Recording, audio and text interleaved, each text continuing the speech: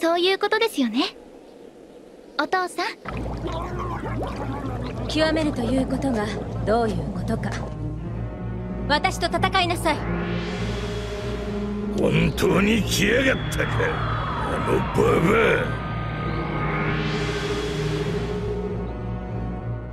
ア。覇王なんて何にもいらねえんだよ。ここワノ国でお前の好きにはさせない。私の覚悟、ママに見せてあげる。お前もか。紫は死んだ。死んだんだよ。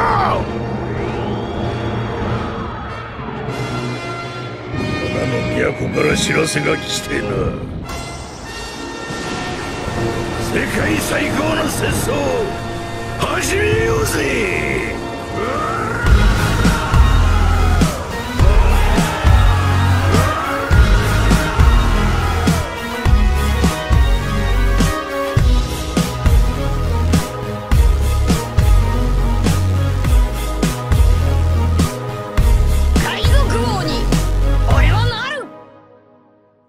あららら、もう昼飯時間かい。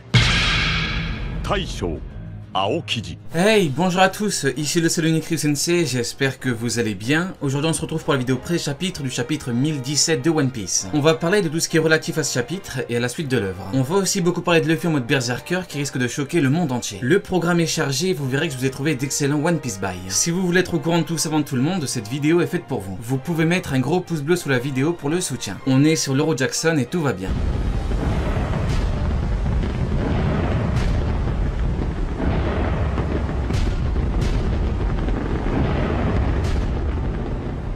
Le chapitre 1016 a été marqué par le fait que l'échéance arrive à son terme. Onigashima se rapproche trop dangereusement de la capitale. Ça, c'est du Eiichiro Oda. Dans les gros arcs, il a souvent quelque chose de dangereux avec une limite de temps. On se rappelle de l'arc Alabasta, de l'arc Punk Hazard ou encore de l'arc Dressrosa. Ceci permet deux choses, une montée en tension et un surpassement de soi des combattants. Sur Enies Lobby, il fallait récupérer des clés et tout le monde devait gagner un combat solo. Disons les termes, le stratagème est excellent. Là, il faut absolument que tout le monde gagne parce qu'il faut sauver des vies. Si par exemple Sanji ne gagne pas contre Queen, eh bien il fera un véritable carnage. Tout ceci entre bien évidemment dans la gestion de la puissance de la bataille. Le plus important reste bien évidemment le capitaine parce que le roi des bêtes peut faire le ménage. Par contre, Luffy sera littéralement exténué quand il gagnera. Du coup forcément, après la victoire, ce sera très compliqué. C'est pour cela qu'il a besoin de ses Nakama. Luffy a clairement dit qu'on ne devient pas le roi des pirates tout seul. C'est totalement logique et on vient de voir pourquoi. Quand Garp a dit que seuls les 4 empereurs au niveau de Barbe Blanche, ce n'est pas pour rien. Tout ceci rentre dans la cohérence des puissances. Que ce soit Kaido, Big Mom ou encore Shanks, ils ont besoin de leur équipage. Ils en ont besoin pour se défendre, pour attaquer et pour dissuader. Luffy va revenir pour combattre le roi des bêtes. Comme elle le dit si bien par rapport à Kaido, Yamato va le retenir jusqu'à ce que Luffy revienne. Qu'on soit clair, l'auteur n'était pas obligé de faire en sorte que Luffy tombe. De plus, il est tombé en off-screen. On ne sait pas quelle technique a été utilisée, est-ce que Luffy était épuisé ou non, etc. Donc en fait, il faut se demander pourquoi est-ce que ça se passe comme ça. Il y a plusieurs raisons. Yamato, Kaido et Luffy. Pour Yamato, l'auteur veut montrer l'importance du personnage et son implication. Elle est prête à combattre Kaido qui est son père, donc c'est pas n'importe quoi. De plus, l'auteur ne voulait pas un vrai 2 contre 1, Luffy Yamato contre Kaido. Kaido c'est pour Luffy en 1 contre 1. La deuxième raison c'est justement Kaido. Kaido est un Yonko qui est considéré comme étant la créature la plus forte au monde. Même si d'après moi, d'après la logique de l'œuvre et d'après beaucoup d'éléments, il reste inférieur à Shanks, il n'y a pas d'énorme différence de niveau entre eux. L'auteur ne veut pas clairement dire que Kaido est le pirate le plus puissant au monde. Dans les SBS du tome 98, l'auteur dit ceci. Kaido est considéré comme étant le plus fort. L'auteur n'affirme rien quant à Kaido. Il dit simplement qu'il est considéré comme étant le plus fort. Il n'y a donc rien de factuel quant au fait que Kaido serait le plus fort. Si l'auteur dit qu'il est juste considéré, ce n'est pas pour rien. Les plus réticents comprendront un jour, ne vous inquiétez pas. Et encore, il y a débat sur la force et la puissance. Parce que le plus fort ne veut pas forcément dire le plus puissant. Mais bon, ça c'est autre chose. Dans tous les cas, il faut montrer que Kaido ce n'est pas n'importe qui.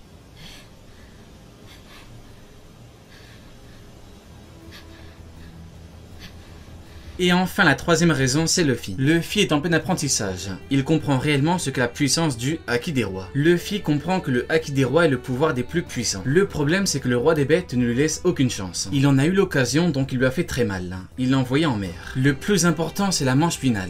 La manche dans laquelle Luffy aura maîtrisé le Haki des rois. Le véritable Haki des rois. Luffy s'est fait avoir, oui, c'est factuel, mais il faut dire qu'il partait sur un énorme désavantage. Kaido a environ 70 ans et il combat depuis des dizaines d'années. Luffy n'a quant à lui que 19 ans.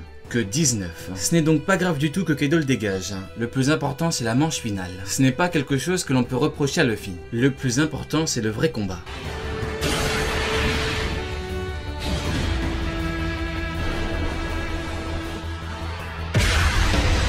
Il y a 2 semaines, je disais que le futur des pirates allait utiliser le mode Joy Boy. En fait, le mode Joy Boy est une forme qui utilise principalement le Haki des rois. Le mode Joy Boy est bien évidemment un surnom tout sympathique comme pour le Gold Haki. Le Gold Haki, c'est le Haki des rois offensif. La théorie a été confirmée. Pour le mode Joy Boy, c'est pareil. Le plus important, c'est le fond. Pour blesser Kaido, Zoro a utilisé le Haki des rois. Kaido a clairement dit, alors toi aussi tu l'as. Le Haki des rois. Ce qu'il faut savoir, c'est que Oden Kozuki a également utilisé le Haki des rois pour blesser Kaido. On peut utiliser le Haki de l'armement supérieur pour le toucher, mais il faut du Haki des rois pour le blesser très fortement. Les fourreaux rouges ont utilisé le Haki de l'armement. Ça n'a pas fait grand chose. Ce n'est pas moi qui le dis, c'est Kaido. Zoro a quant à lui utilisé du Haki des rois et ça a fonctionné. Zoro a donc combiné une maîtrise de l'épée avec du Haki des rois. Des lames ont été utilisées, mais ça aurait pu être autre chose. Comme je vous l'ai clairement dit dans ma théorie sur Ben Beckman, il tire sa puissance de son pistolet et de son Haki des rois. C'est ça qui fait que Ben Beckman est un second aussi dangereux. Son utilisation du Haki des rois. Le Haki des rois est la clé pour vaincre Kaido. Zoro l'a touché avec des épées, mais ça fonctionne avec un pistolet ou encore un kanabo. Un kanabo, une épée ou un pistolet, c'est un outil de combat. Quelques personnages sont spécialisés comme Mihawk à l'épée et Yasop au pistolet, mais pour la grande majorité des combattants, c'est juste complémentaire. C'est simple, le Haki des rois offensif est un pouvoir que l'on peut comparer au pouvoir des fruits du démon. On parle d'un grand pouvoir qui rend bien plus puissant. Regardez Ben Beckman. Beckman est un tireur, tout comme Van Augur. Van Augur est-il plus puissant sous prétexte que Van Augur est un meilleur tireur que Ben Beckman? La réponse est non, et logiquement, tout le monde devrait dire que Beckman est plus puissant. Qu'est-ce qui le rend plus puissant? Eh bien, c'est son Haki. La clé pour la victoire est bel et bien le Haki, comme l'a dit Zoro à Pika. Le Haki est la clé. Monkey D. Luffy. 今度こそ四皇をぶっ飛ばしてワンピースを見つけて海賊王に俺はなる! Luffy fera tomber le roi des bêtes avec le Haki des rois. Rappelez-vous du chapitre 1001. Le roi des bêtes avait montré les 5 personnages les plus puissants. Quel est le point commun de ces personnages? Exactement. Ils ont tous le Haki des rois. Pour battre le roi des bêtes, il faut le Haki des rois et même un excellent Haki des rois. C'est ce qu'on appelle une condition sine qua non. Le Haki des rois est absolument indispensable pour véritablement combattre Kaido. Il faut savoir comprendre ce qu'il dit. Ils ne sont pas nombreux les types qui peuvent m'affronter ou me faire face. Bien évidemment qu'un commandant ou qu'un amiral peut le combattre. Bien évidemment. Kaido dit bien, ils ne sont pas nombreux en montrant seulement 5 personnages. Conclusion, il a montré les personnages les plus puissants. Tout simplement. Le Kaido qui parle est le Kaido actuel, pas l'ancien Kaido. Il a déjà combattu Big Mom, il connaît parfaitement sa puissance, et pourtant elle n'est pas là. Vous en ferez vos conclusions. Parlons d'un prochain mode direct ou indirect de Luffy, le mode Berserker. Dans la mythologie, le Berserker est un guerrier fauve en rage sacrée. Cette rage le rend bien plus puissant et lui permet d'accomplir des exploits. Dans les shonen en général, quand un protagoniste s'enrage, il accroît fortement sa puissance. Dragon Ball, Naruto ou encore Hunter x Hunter. Les exemples sont nombreux. J'évite de les nommer précisément pour éviter le spoil. Pour Luffy, lui manque son mode rage. Un mode rage qui lui permet d'accomplir un exploit. Le Berserker, c'est surtout dans la mythologie nordique qui est très présente dans One Piece. Thor des nerfs, Thor de Luffy, Ragnarok de Kaido, etc. Pour le Berserker, il y a un rituel qui se nomme l'éveil. L'éveil, tout comme pour le Haki, est le fruit démoniaque. Pour le Berserker, il y a quasiment toujours que 2 situations. Il reste en vie ou il perd la vie. Luffy contre Kaido. Il ne restera qu'un et il sera le plus proche d'être le roi des pirates.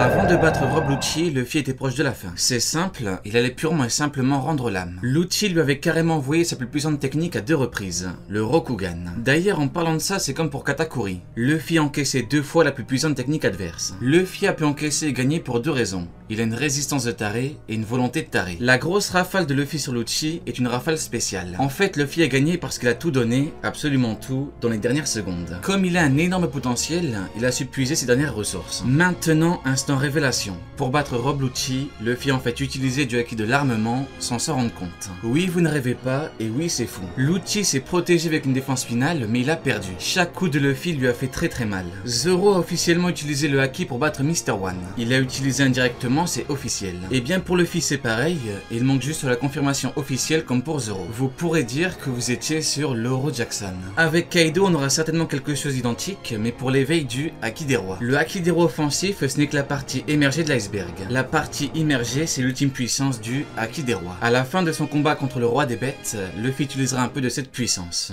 Cette ultime puissance. Il l'utilisera avant l'ultime utilisation de Shanks. Allez, Diane, tu n'auras pas regardé Meuf 2 pour rien.